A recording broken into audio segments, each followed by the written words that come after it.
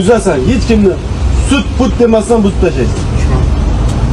Bugunni o'ziga buzib tashlaysan. Narsapar ichidagi odamni ko'mib tashlaysan kuchotsa. Rossiyada ishlab yurgan bratlar, bu video aynan siz uchun. Bilaman, siz Rossiyadasiz va uyim joyim deb mehnat qilib yuribsiz. Halol ishlab topgan pulingizni O'zbekistonga hech qanday foizlarsiz va yaxshi kursda yuborishingizga zo'r tavsiyam bor. Buning uchun Play Market yoki App Store'ga kirib yubor degan ilovani yuklab olasiz. Va ilovadan Rossiya nomeringiz bilan ro'yxatdan o'tasiz. Qarabsizki, yubor ilovasi sizga xizmat qilishga tayyor. Ushbu ilova orqali siz Rossiyadan O'zbekistonga xohlang AQSh dollarida, xohlang so'mdan pul yuborishingiz mumkin. Biroq, o'ylab o'tirishni bas qiling, siz ham bir sinab qo'ying.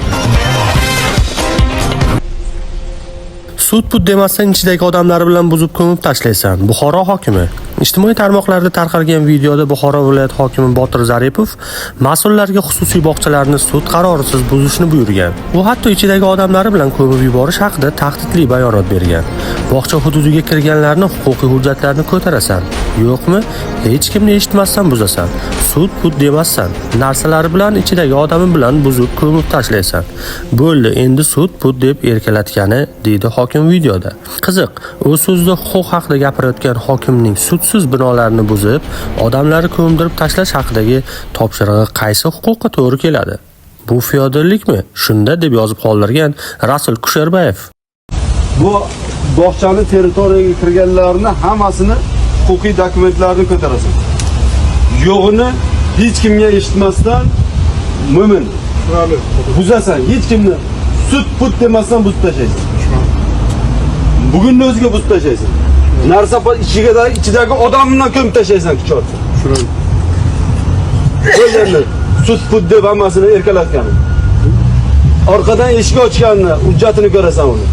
O'rtoq nachalnik, siz yesdan oldin viloyat hokimi kelyapti, kecha ham men kuzatdim. Nimalarroq bo'lgansizlar butunlay shaharda. Bugun ham bu yerda ahvol hamin qadar. Yo, menga bu qonunchilik, tartib, intizom, jinoyatchilikka omil bo'luvchi holatlarni oldini oling, bo'lmasa sizni bir tinchroq tumanga men jo'natay. O'sha men topshiriq berdim. Tushundingizmi? Yo o'zgarish qiling. Hozirda o'ziga bu masalaga javob beradigan nimaga olim Sanchiq Vigor e'lon qilinadi.